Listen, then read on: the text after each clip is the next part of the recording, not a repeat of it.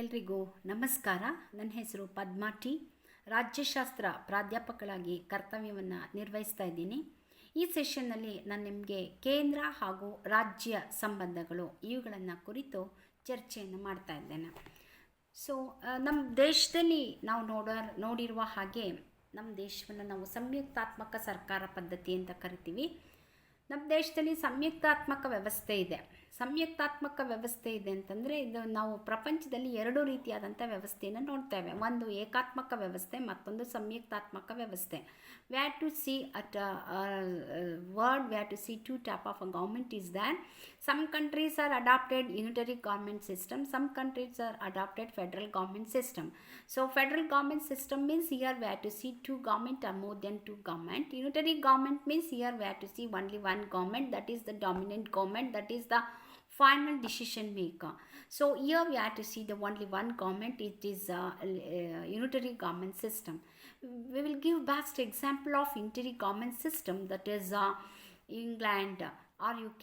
So best example of the federal government system, that is America. So at America we have to see two governments is the state government as well as the central government, because this is America's United States of America, no? So that's why state government they have one government. States who have one government, central who have one government. So state and central government we have to see at the American nation, American country or a nation. So at UK we have to see only one government, that is the dominant government, that is rule all the people of at UK. So this is one unitary government system is there at the UK. So like this we have to see. But India, we have to compare to India. When we compare to India to America and UK, what type of the government system is there in India? First we have to think. ಅಂದರೆ ನಮ್ಮ ದೇಶವನ್ನು ನಾವು ಪ್ರಪಂಚದಲ್ಲಿ ಎರಡು ರೀತಿಯಾದಂತಹ ಸಂಯುಕ್ತಾತ್ಮಕ ವ್ಯವಸ್ಥೆ ಅಂತ ಒಂದು, ಮತ್ತು ಏಕಾತ್ಮಕ ಸರ್ಕಾರ ವ್ಯವಸ್ಥೆ ಅಂತ ಒಂದು, ಎರಡು ರೀತಿಯಾದಂಥ ಪ್ರಪಂಚದಲ್ಲಿ ನಾವು ನೋಡ್ತಾ ಇದ್ದೇವೆ ಸರ್ಕಾರ ಪದ್ಧತಿಯನ್ನು. ಏಕಾತ್ಮಕ ಸರ್ಕಾರ ಪದ್ಧತಿ ಅಂತಂದರೆ ಒಂದೇ ಸರ್ಕಾರ ಇರುತ್ತೆ, ಅದೇ ಪ್ರಬಲವಾದಂತಹ ಸರ್ಕಾರ ಅಂತ ಕರಿತೀವಿ. ಆ ಪ್ರಬಲವಾದ ಸರ್ಕಾರ ಒಂದೇ ಫೈನಲ್ ಡಿಸಿಷನ್ ಮೇಕರ್, ಅಂದರೆ ಫೈನಲ್ ಡಿಸಿಷನ್ ಮೇಕರ್ ಅಂತಿಮ ನಿರ್ಣಯಗಳನ್ನು ತೆಗೆದುಕೊಳ್ಳುವುದು ಕೇಂದ್ರ ಸರ್ಕಾರಕ್ಕೆ ಮಾತ್ರ ಇದೆ, ರಾಜ್ಯ ಸರ್ಕಾರಕ್ಕೆ ಇಲ್ಲ ಅನ್ನುವಂಥದ್ದನ್ನು ನಾವು ಇಲ್ಲಿ ನೋಡ್ತೇವೆ. ಇದು ಒಂದೇ ಸರ್ಕಾರ ಇರೋದ್ರಿಂದ ಏಕಾತ್ಮಕ ಸರ್ಕಾರದಲ್ಲಿ. ಇದಕ್ಕೆ ಉದಾಹರಣೆಯಾಗಿ ನಾವು ಇಂಗ್ಲೆಂಡನ್ನು ಕೊಡ್ಬೋದು. ಮತ್ತು ಅಮೆರಿಕಾದಲ್ಲಿ ನಾವು ಸಂಯುಕ್ತಾತ್ಮಕ ಸರ್ಕಾರ ಪದ್ಧತಿಯನ್ನು ನೋಡ್ತೇವೆ. ಇಲ್ಲಿ ಎರಡೂ ಸರ್ಕಾರ, ಅಂದರೆ ಕೇಂದ್ರ ಸರ್ಕಾರ ಮತ್ತು ರಾಜ್ಯ ಸರ್ಕಾರ ಇದೆ. ಸೊ ಇದಕ್ಕೆ ಉದಾಹರಣೆಯಾಗಿ ಅಮೆರಿಕ ಅಂತ ಹೇಳ್ತೀವಿ. ಈಗ ನಾವು ನಮ್ಮ ದೇಶವನ್ನು ತೆಗೆದುಕೊಳ್ಳೋಣ. ಭಾರತದಲ್ಲಿ ಯಾವ ರೀತಿಯಾದಂಥ ಪದ್ಧತಿ ಇದೆ? ಮೇಲ್ನೋಟಕ್ಕೆ ಭಾರತದಲ್ಲಿ ನಾವು ಹೇಳೋದು India is one of federal government system. Of course ಭಾರತವು ಒಂದು ಸಂಯುಕ್ತಾತ್ಮಕ ಸರ್ಕಾರ ಅಂತ ಹೇಳ್ತೀವಿ. ಆದರೆ ಭಾರತದಲ್ಲಿ ನಾವು ಭಾರತದ ಆಡಳಿತವನ್ನು ಕೂಲಂಕುಷವಾಗಿ ಅಧ್ಯಯನ ಮಾಡಿದಾಗ ಇಲ್ಲಿ ನಮಗೆ ಏಕಾತ್ಮಕ ಸರ್ಕಾರದ ಅಂಶಗಳು ಸಿಗುತ್ತೆ, ಸಂಯುಕ್ತಾತ್ಮಕ ಸರ್ಕಾರದ ಅಂಶಗಳು ಸಿಗ್ತವೆ. ಅಂದರೆ ಇದು partly features Indian government have features of partly features of unitary government system and partly features of federal government system ಎರಡನ್ನೂ ನೋಡ್ತೇವೆ ನಾವು. That's why we can say India is one of quasi federalism. ಭಾರತದಲ್ಲಿ ನಾವು ಭಾಗಶಃ ಏಕಾತ್ಮಕ ಲಕ್ಷಣಗಳನ್ನು ನೋಡ್ತೇವೆ, ಭಾಗಶಃ ಸಂಯುಕ್ತಾತ್ಮಕ ಲಕ್ಷಣಗಳನ್ನು ನೋಡ್ತೇವೆ. ಅದರಿಂದ ಇದನ್ನು ನಾವು ಭಾರತವನ್ನು ಒಂದು ಅರೆ ಸಂಯುಕ್ತಾತ್ಮಕ ಸರ್ಕಾರ ವ್ಯವಸ್ಥೆ ಅಂತ ಕರಿಬಹುದು. ಸೊ ಆದ್ದರಿಂದ ನಾವು ನಮ್ಮ ದೇಶದಲ್ಲಿ ನೋಡಿ, ಇಲ್ಲಿ ಕೇಂದ್ರ ಸರ್ಕಾರನೂ ಇದೆ, ರಾಜ್ಯ ಸರ್ಕಾರನೂ ಇದೆ, ಹಾಗೆ ಸ್ಥಳೀಯ ಸರ್ಕಾರಗಳೂ ಇದೆ. In India we have to see state government, central government and local self government also. So 3 kinds of governments are there at India. But ಆದರೆ ಇದರಲ್ಲಿ ಡಾಮಿನೆಂಟ್ ಆಗಿರುವಂಥದ್ದು ಹೆಚ್ಚು powerful government that is central government.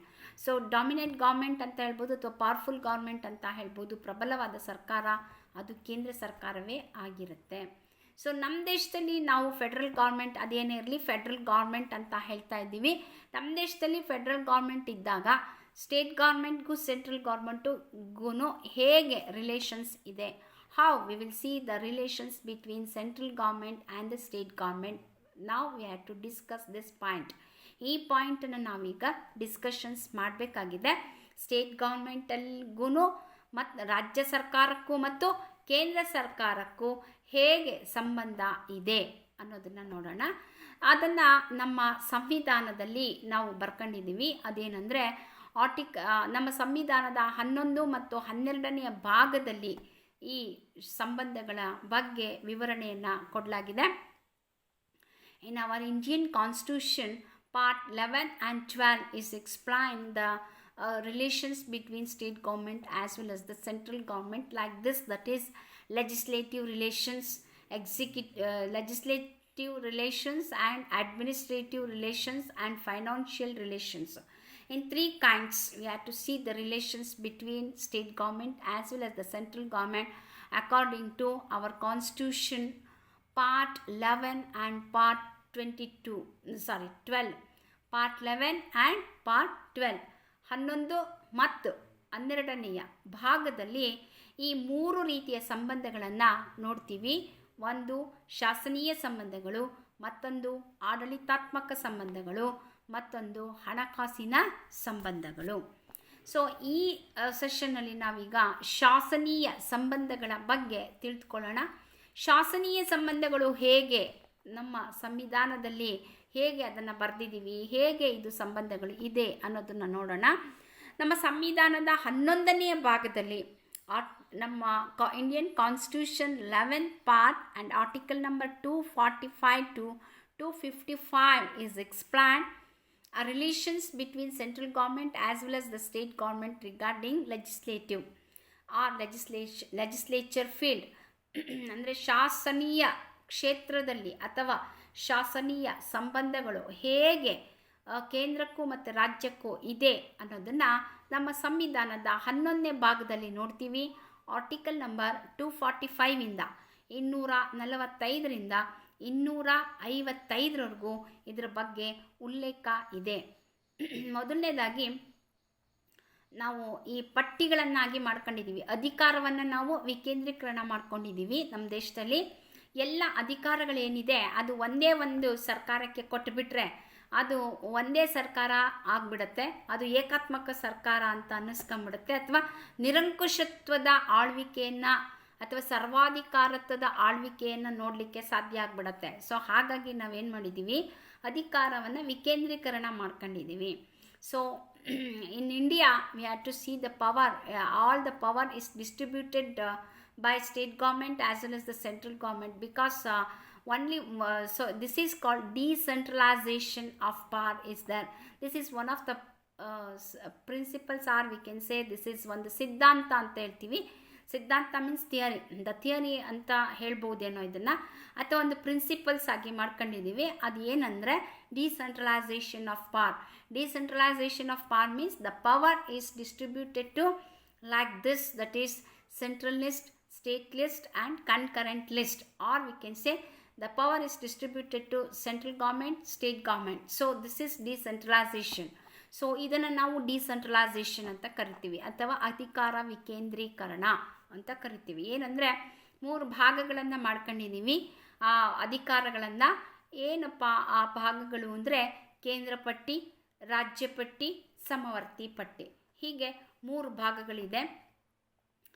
Central list, state list and concurrent list. Central list will have 99 subjects, state list have 61 subject and concurrent list have 52 subjects ಅಂದರೆ ವಿಷಯಗಳಿವೆ.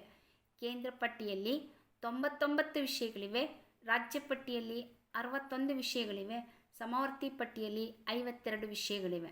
ಈ ವಿಷಯಗಳಿಗೆ ಸಂಬಂಧಿಸಿದ ಹಾಗೆ ಆಯಾ ಸರ್ಕಾರಗಳು, ಕೇಂದ್ರ ಸರ್ಕಾರ, ರಾಜ್ಯ ಸರ್ಕಾರಗಳು ಆ ವಿಷಯಗಳ ಮೇಲೆ ಕಾನೂನುಗಳನ್ನು ರೂಪಿಸುವ ಅಥವಾ ರಚಿಸುವ ಅಧಿಕಾರವನ್ನು ಹೊಂದಿರುತ್ತೆ.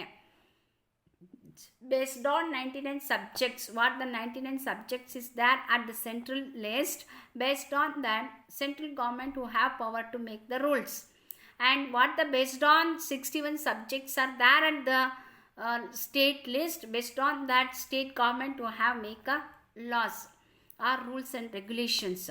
ಸೊ ದಿಸ್ ಈಸ್ ಇದನ್ನು ನಾವು ಡಿಸ್ಟ್ರಿಬ್ಯೂಷನ್ಸ್ ಡಿವೈಡ್ ದ ಪಾರ್ ಡಿಸ್ಟ್ರಿಬ್ಯೂಷನ್ಸ್ ಆಫ್ ಪಾರ್ ಅಂತ ಹೇಳ್ತೀವಿ. ಇದನ್ನು ನಾವು ಡಿಸೆಂಟ್ರಲೈಸೇಷನ್ ಅಂತ ಕರಿತೀವಿ. ಸೊ ಇದು ವಿಕೇಂದ್ರೀಕರಣ ತತ್ವ ಆಗಿದೆ. ಸೊ ಈ ವಿಕೇಂದ್ರೀಕರಣದಲ್ಲಿ ಈ ಪಟ್ಟಿಗಳೇನಿವೆ, ಆ ಪಟ್ಟಿಗಳಲ್ಲಿ ಏನೆಲ್ಲ ವಿಷಯಗಳಿವೆ ಅನ್ನೋದನ್ನು ನಾವು ನೋಡ್ಕೊಂಡು ಹೋಗೋಣ. ಕೇಂದ್ರ ಪಟ್ಟಿಯಲ್ಲಿ 99 ವಿಷಯಗಳಿವೆ ಅಂತ ಹೇಳ್ತಾ ಇದ್ದೀವಿ. ಯಾವ ವಿಷಯಗಳು ಕೇಂದ್ರ ಪಟ್ಟಿಯಲ್ಲಿ ಬರ್ತವೆ, 99 ಸಬ್ಜೆಕ್ಟ್ಸ್ ಯಾವುದೆಲ್ಲ ಇದೆ ಅಂತ ನೋಡೋಣ. ಇದರಲ್ಲಿ ರೈಲ್ವೆ ಬರುತ್ತೆ, ವಿದೇಶಾಂಗ ವ್ಯವಹಾರ, ರಕ್ಷಣೆ, ಹಣಕಾಸು, ಅಂತಾರಾಜ್ಯ ವ್ಯಾಪಾರ, ಅಂಚೆ ಮತ್ತು ತಂತಿ, ಆದಾಯ ತೆರಿಗೆ, ಚುನಾವಣೆಗಳು, ನಾಗರಿಕ ವಿಮಾನಯಾನ, ಆಮದು ರಫ್ತು, ಅಂತಾರಾಷ್ಟ್ರೀಯ ವ್ಯಾಪಾರ, ಬ್ಯಾಂಕಿಂಗ್, ವಿಮೆ, ಸರ್ವೋಚ್ಚ ನ್ಯಾಯಾಲಯ ಹಾಗೂ ಉಚ್ಚ ನ್ಯಾಯಾಲಯಗಳ ರಚನೆ ಮತ್ತು ಅಧಿಕಾರ, ಗಣಿಗಾರಿಕಾ ಅಭಿವೃದ್ಧಿ, ಗಣಿ ಮತ್ತು ತೈಲ ಸಂಪನ್ಮೂಲ, ಕೇಂದ್ರ ಲೋಕಸೇವಾ ಆಯೋಗ ಇತ್ಯಾದಿ ವಿಷಯಗಳು ಇದರಲ್ಲಿ ಬರುತ್ತೆ.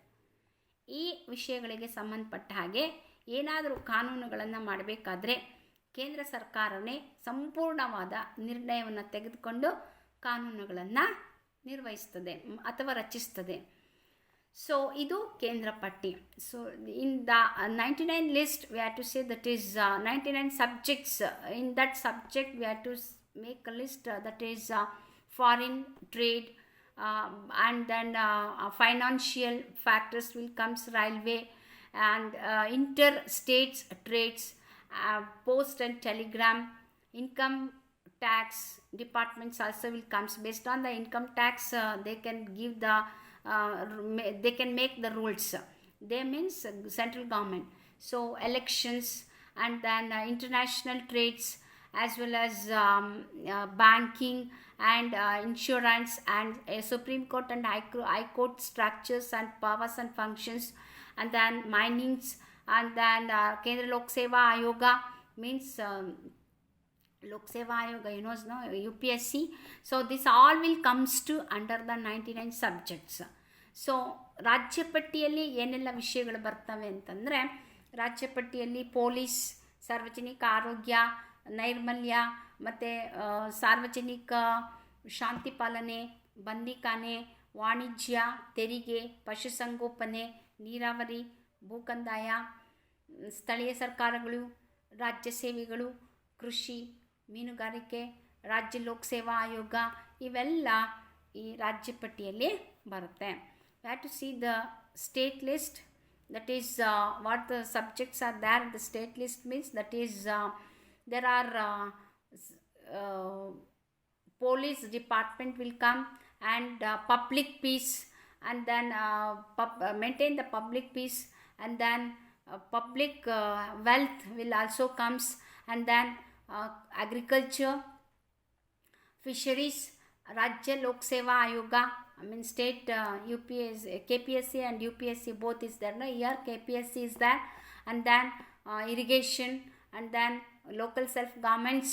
This all will comes to under the state list. ಇವೆಲ್ಲ ಸ್ಟೇಟ್ ಲಿಸ್ಟ್ ಒಳಗಡೆ ಬರ್ತವೆ.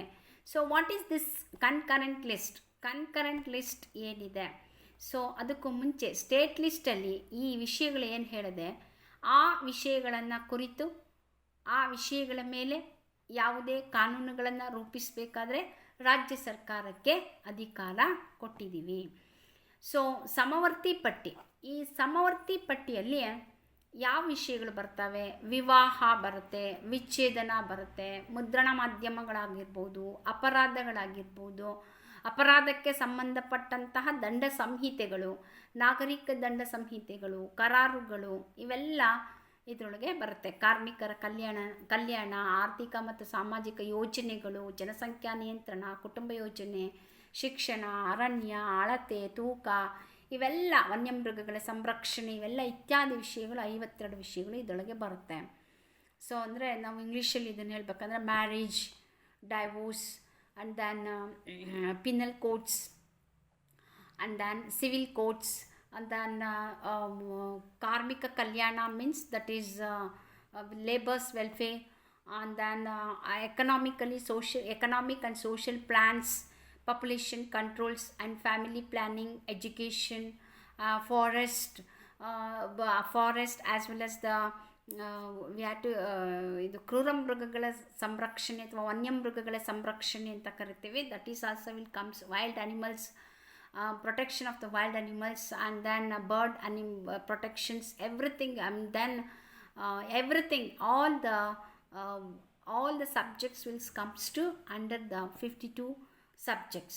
ಈ ಎಲ್ಲ ಸಬ್ಜೆಕ್ಟ್ಗಳು ಈ ಅಂಡರ್ ದ ಕನ್ಕರೆಂಟ್ ಲಿಸ್ಟಲ್ಲಿ ಬರ್ತದೆ. ಇಲ್ಲಿ ನೋಡಿ, ಈ ಕನ್ಕರೆಂಟ್ ಲಿಸ್ಟ್ ಮೇಲೆ what is the 52 list subjects are there at the concurrent list. Here, based on this, central government will have final decision maker to enjoy this subjects to making a law, for making a law. ಕಾನೂನು ಮಾಡಬೇಕಾದ್ರೆ ಈ ವಿಷಯಗಳ ಮೇಲೆ ಏನು 52 ವಿಷಯಗಳಿದೆ, ಈ ವಿಷಯಗಳ ಮೇಲೆ ಕಾನೂನು ಮಾಡಬೇಕಾದ್ರೆ ಕೇಂದ್ರ ಸರ್ಕಾರಕ್ಕೆ ಹೆಚ್ಚು ಅಧಿಕಾರ ಇದೆ. Of course both can use, central government as well as state government both can use this subjects to process of law or making a law ಮಾಡಬೇಕಾದ್ರೆ ಅಥವಾ ಕಾನೂನು ಮಾಡಬೇಕಾದ್ರೆ ಇಬ್ಬರೂ ಕೂಡ central government as well as state government can use this ಅಂತ ಹೇಳ್ತಾ ಇದ್ದೀವಿ. ಇಬ್ಬರೂ ಕೂಡ ಇದನ್ನು ಬಳಸ್ಕೋಬಹುದು. ಆದರೆ but who is the final decision maker? That is, central government is the final decision maker. So final decision maker ಇದರಲ್ಲಿ ಅಂತಿಮ ನಿರ್ಣಯ, ಅಂತಿಮ ತೀರ್ಪು ಯಾರು ತಗೊಳ್ತಾರೆ ಅಂದರೆ ಕೇಂದ್ರ ಸರ್ಕಾರ ತೆಗೆದುಕೊಳ್ಳುತ್ತೆ. Who will enjoy this subjects ಅನ್ನೋ ವಿಷಯದಲ್ಲಿ so final decision maker is the central government. So we have to see central government only who have power to use this subjects. ಈ ಸಬ್ಜೆಕ್ಟ್ಸನ್ನು ಯೂಸ್ ಮಾಡಿಕೊಳ್ಳಿಕ್ಕೆ ಪವರು ಸೆಂಟ್ರಲ್ ಗೌರ್ಮೆಂಟ್ಗೆ ಇದೆ, state ಗೌರ್ಮೆಂಟ್ಗಿಂತ ಹೆಚ್ಚಾಗಿ central ಗೌರ್ಮೆಂಟ್ಗಿದೆ. ಅಲ್ಲಿಗೆ ನಾವು ಕೇಂದ್ರ ಪಟ್ಟಿಯಲ್ಲಿ ಜಾಸ್ತಿ ವಿಷಯಗಳಿದೆ ಸೆಂಟ್ರಲ್ ಗೌರ್ಮೆಂಟ್ಗೆ, ಸಮವರ್ತಿ ಪಟ್ಟಿಯಲ್ಲಿರುವ ವಿಷಯಗಳನ್ನು ಸೆಂಟ್ರಲ್ ಗೌರ್ಮೆಂಟ್ ತಗೊಂಡು ಅದರ ಮೇಲೆ ಕಾನೂನುಗಳನ್ನು ಮಾಡ್ಬೋದು. ಸೊ ಕೆಲವು ಇವೆಲ್ಲ ನೋಡಿದಾಗ ನಮಗೆ ಸೆಂಟ್ರಲ್ ಗೌರ್ಮೆಂಟ್ ಪ್ರಬಲವಾದಂತಹ ಸರ್ಕಾರ ಆಗಿದೆ ಅಂತ ಹೇಳ್ಬೋದು. ಅಂದರೆ ಕೇಂದ್ರ ಸರ್ಕಾರವು ಹೆಚ್ಚು ಶಕ್ತಿಯುತವಾದ ಸರ್ಕಾರ ಆಗಿದೆ. Central government is a dominant government or powerful government when we refer to central list subjects and when we refer to concurrent list power. These two, we can say, based on these two, central government will have more power than the state government. So state ಗೌರ್ಮೆಂಟ್ಗಿಂತ central ಗೌರ್ಮೆಂಟ್ಗೆ ಹೆಚ್ಚು ಶಕ್ತಿ ಇರೋದನ್ನು ನಾವು ನೋಡ್ತಾ ಇದ್ದೀವಿ. So ಹಾಗಾಗಿ ನಾವು ಹೇಳ್ಬೋದು India is one of a quasi federal government ಅಂತ. ಸೊ ಅದು ನೆಕ್ಸ್ಟ್ ಆಗುತ್ತೆ. ಬಟ್ ನಾವು ಇಲ್ಲಿ ಹೇಳಬೇಕಾಗಿರೋ ವಿಷಯ ಶಾಸನೀಯ ಸಂಬಂಧಗಳು. ಈ ರೀತಿಯಲ್ಲಿ ಶಾಸನಗಳನ್ನು ರೂಪಿಸುವಂಥ ಅಧಿಕಾರ ಸ್ಟೇಟ್ ಗೌರ್ಮೆಂಟ್ಗೂ ಶಾಸನಗಳನ್ನು ರೂಪಿಸುವ ಅಧಿಕಾರ, ಸೆಂಟ್ರಲ್ ಗೌರ್ಮೆಂಟ್ಗೂ ಶಾಸನಗಳನ್ನು ರೂಪಿಸುವ ಅಧಿಕಾರ ಕೇಂದ್ರ ಸರ್ಕಾರಕ್ಕೆ ಇದೆ. So we have to see the relations between central government as well as the state government like this. We have to distribute the power like central government, state government and the concurrent list. So another one power is that is called remaining power, ಶೇಷಾಧಿಕಾರ ಅಂತ ಕರಿತೀವಿ. ಇನ್ನೊಂದು ಶೇಷಾಧಿಕಾರ ಏನಪ್ಪ ಅಂದರೆ ಈ ಮೂರು ಪಟ್ಟಿಗೂ ಸೇರದೇ ಇರುವಂತಹ ವಿಷಯಗಳನ್ನು ಶೇಷಾಧಿಕಾರ ಅಂತ ಕರಿತೀವಿ. ಇದು ಆರ್ಟಿಕಲ್ ನಂಬರ್ 248 ಇದೆ. Article number 248 is explained that is remaining power. These remaining power, what is this remaining power means?